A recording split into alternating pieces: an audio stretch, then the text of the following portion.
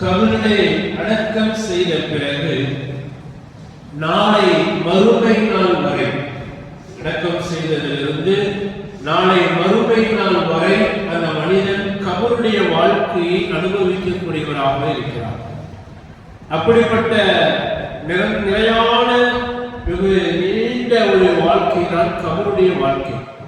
அப்படிப்பட்ட அந்த வாழ்க்கை பற்றி நபிகள் நாயகம் ஸல்லல்லாஹு அலைஹி வஸல்லம் அவர்கள் சொல்லும் பொழுது, அல் அப்து இதா உலிஅ ஃபீ கப்ரிஹி, ஒரு அடியானை கபரிலே வைத்த பிறகு وتولي وذهب أصحابه حتى إنه لا يسمع فرع نهاله, நீங்கள் அடக்கம் செய்துவிட்டு திரும்ப செல்லுகின்ற நேரம் வானவர்கள் உங்களுடைய அந்த தோழரை கபரில் எழுப்பி அமரச் செய்து நீங்கள் நடந்து போகக்கூடிய அந்த செருப்பினுடைய ஓசைகளை அவர்கள் கேட்கக்கூடியவர்களாக இருக்கிறார்கள் என்று சொல்லிவிட்டு 2 வானவர்கள் அவரிடத்தில் வருவார்கள்.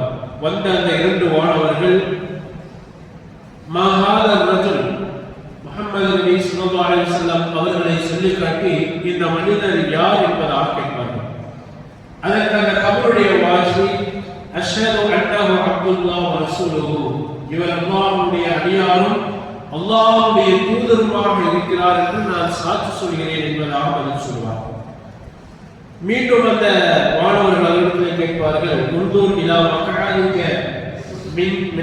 மினல் நார், 3 கேள்விகள் கேட்கப்படும். அந்த 3 கேள்விக்கும் அவர் பதில் சொல்வார். அந்த பதிலை சொல்லி முடித்த பிறகு வானவர்கள் அந்த மனிதனிடத்தில் சொல்வார்கள், இதோ நரகத்தில் உன்னுடைய இடத்தை பார் என்று சொல்லிவிட்டு, அபதல்லாஹு லக பிஹி, அதை விட்டு அல்லாஹ் உன்னை பாதுகாத்திருக்கின்றான். உன்தூர் இலா மக்ஆதில் ஜன்னah, இதோ சொர்க்கத்தில் உங்களுக்கான இடம் பாருங்கள் என்று அந்த அடியாரிடத்தில் சொல்லப்படும். அவர் அதை பார்ப்பார் என்பதாக நபிகள் நாயகம் ஸல்லல்லாஹு அலைஹி வஸல்லம் சொல்லிவிட்டு, இறை நிராகரிப்பாளரிடத்திலே 3 கேள்விகள் கேட்கப்படும். அந்த 3 கேள்விகளுக்கும் லா அதிரி லா அதிரி லா அதிரி, எனக்கு எதுவும் தெரியாது, மக்கள் இவ்வாறெல்லாம் சொல்லிக் கொண்டிருந்தார்கள் என்பது மட்டுமே தெரியும், வேறு எதுவும் எனக்கு தெரியாது என்று சொல்லும் பொழுது, யுதுராவு ஃபீ மித்ரஃபத்தின் மின் ஜதீமின் ஹதீரின் நர்பத்தன், வந்திருக்கக்கூடிய வானவர்கள் ஒரு இரும்பு சுத்தியலால் அவருடைய 2 காதுகளுக்கும் நடுவில் பிடரியிலே ஓங்கி ஒரு அடி அடிப்பார்கள். அப்படி அடிக்கக்கூடிய அந்த நேரத்தில் அவர் போடுகின்ற அந்த சத்தத்தை மனிதர்களை தவிர, ஜின்களை தவிர மற்ற எல்லா உயிர்களும் கேட்கும் என்பதாக நபிகள் நாயகம் ஸல்லல்லாஹு அலைஹி வஸல்லம் அவர்கள் கூறுகிறார்கள்.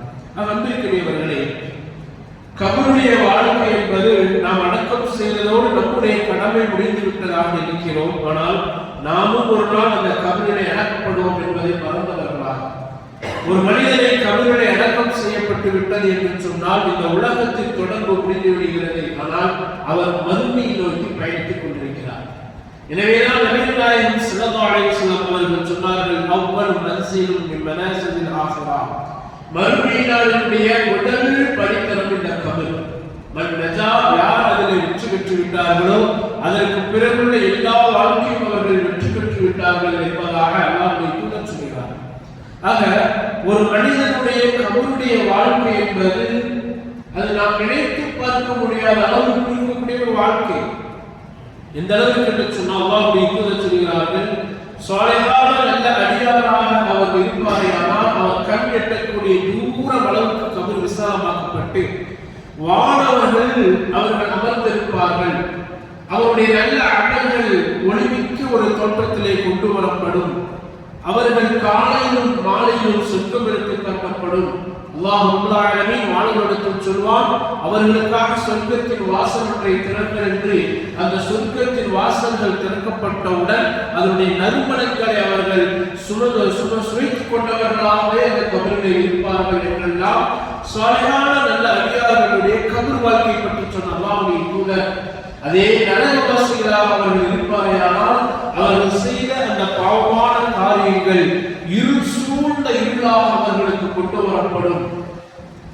அதே போன்று அவர்கள் கபர் நெருக்கக்கூடியதாக இருக்கும். காலையிலும் மாலையிலும் நரகம் எடுத்து கட்டப்படும். நரகத்தினுடைய சுவாலை அவர்கள் அனுபவித்தவாறு கபரில் இருப்பார்கள் என்பதாக அல்லாஹ்வுடைய தூதர் குறிப்பிட்டு காட்டியிருக்கிறார்கள். எனவே அன்பிற்குரிய அல்லாஹ்வுடைய நபிகள் நாயகம் ஸல்லல்லாஹு அலைஹி வஸல்லம் அவர்கள் ஒவ்வொரு தொழுகைக்கு பிறகும் இறுதி அத்தஹியாத்திலே அல்லாஹும்ம இன்னி அஊது பிக்க மின் அஸாபில் கப்ர், யா அல்லாஹ் கபருடைய வேதனை விட்டு எங்களை பாதுகாப்பாயாக என்ற ஒரு துஆவை கற்றுத் தந்திருக்கிறார்கள். அந்த துஆவை மனனம் செய்து ஒவ்வொரு இறுதி அத்தஹியாத்திலும் அந்த துஆவை நாம் ஓதி கபருடைய வேதனையிலிருந்து நாம் பாதுகாப்பு பெற்றுக் கொள்ளக்கூடியதாக இருக்க வேண்டும்.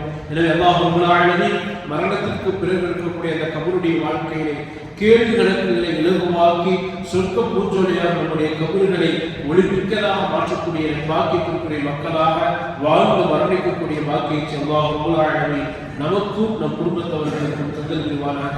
நரகம் கபருடைய வாழ்க்கை நரக நெருப்பாக மாறுவதற்கும் அல்லாஹ் ரப்பல் ஆலமீன் நம் அனைவர்களையும் நம் குடும்பத்தவர்களையும் பாதுகாத்து அருள்வானாக. வாஹிரு தஅவானா அல்ஹம்துலில்லாஹி ரப்பில் ஆலமீன். அஸ்ஸலாமு அலைக்கும் வரஹ்மத்துல்லாஹி சுப்ஹானல்லாஹி வ பிஹம்திக அஷ்ஹது அல்லா இலாஹா இல்லா அன்த அஸ்தக்ஃபிருக வ அத்தூபு இலைக்.